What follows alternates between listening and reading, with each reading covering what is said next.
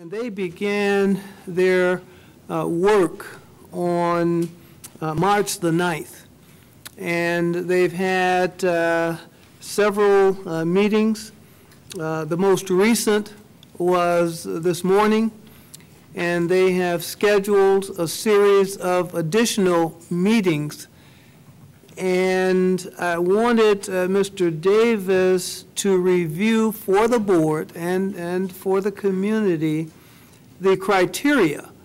The closing of a school is a very complicated process that requires a lot of research, a lot of energy, a lot of time to come up with appropriate recommendations.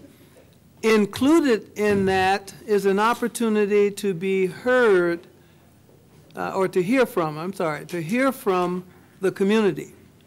And as you know, we had two very successful meetings this week. And when I say successful, I'm saying in terms of parent participation as well as staff participation. And we really appreciated the turnout for those two sessions, and it gave us additional things that we needed to think about, that we needed to consider.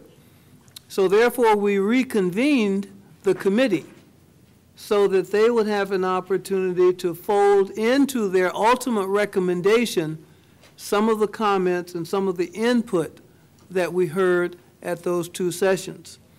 So I'd like for Mr. Davis, if you could, just to give an overview of the criteria and what we're using to help us reach a consensus on school closing / consolidation. Mr. Davis. Thank you, Dr. Wallace. Excuse me. Our committee has had, as Dr. Wallace said, 4 meetings looking at school building closure consolidation considerations, and the criteria are relatively basic but on the surface, but complicated beneath the surface.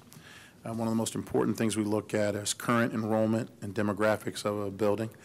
Enrollment is a pretty straightforward thing, how many students are currently enrolled in a building, and the demographics being who are the students who actually attend that building. Are they students from within the neighborhood? How many schools of choice students are there?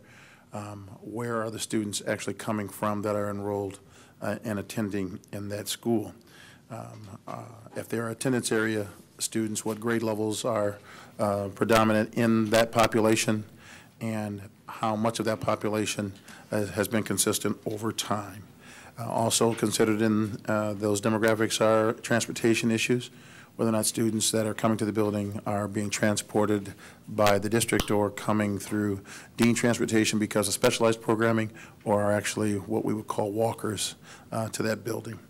So enrollment and demographics is one consideration. We also looked at building capacity utilization, which is a somewhat fancy word for saying how much space do we have in that building that can be utilized for classrooms, and therefore what is the capacity of that building to contain programs provided for students. And we're looking primarily at how much space is there that can be programmed and is currently being programmed for students, and whether or not that space is being utilized for other things, including art and music rooms or specialized programs that exist within a given building.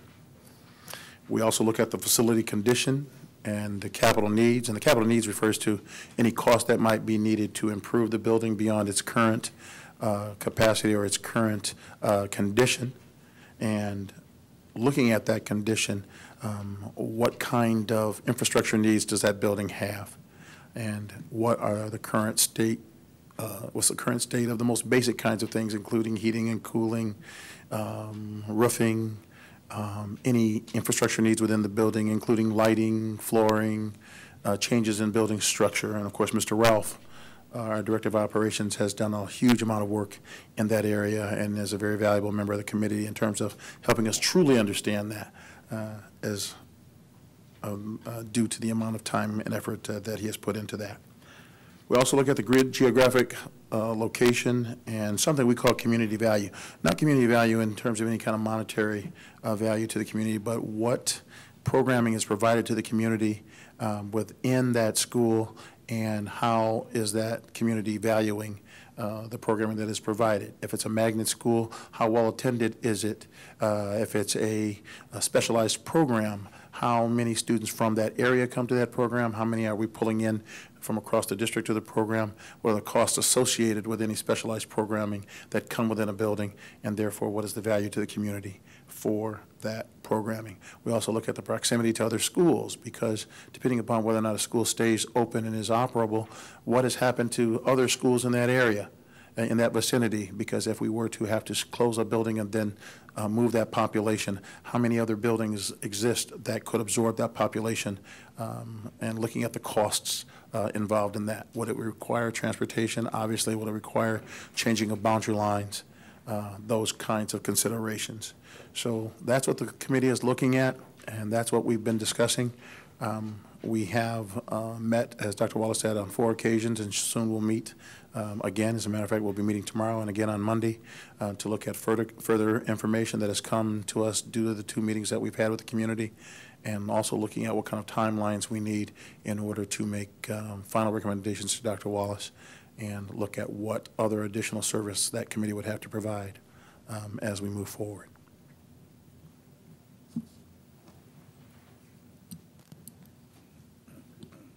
Mr. Chair, I would just conclude with, once the committee has completed its work, we believe that tentatively a timeline of April 16th for our final presentation to the board will work. It is a very fluid timeline, and that perhaps is the last possible date absent a special meeting. So we've kind of targeted April 16th as the date to bring this issue before the Board of Education. That completes our report. Thank you. Questions? Ms. Shirley Rogers. Yes. Mr. Davis in his report talked about community value, but as it was being described and outlined, it was value to the community in terms of the educational options. Are we looking at community value any broader than that? For example, if our building is being used by an outside agency or is being used by a neighborhood organization for specific activities, are we taking a look at those as well? Yes, ma'am. I did not mean to imply that we would not look at the community aspects of value as well, outside of just the educational programming, but we do look at all programs that are housed in a building and what the community sees useful from utilization of that building. And are we looking at not just programs housed within a building, but, for example, what a neighborhood might use it for, what Parks and Recs might use it for? Not just a program housed in a building.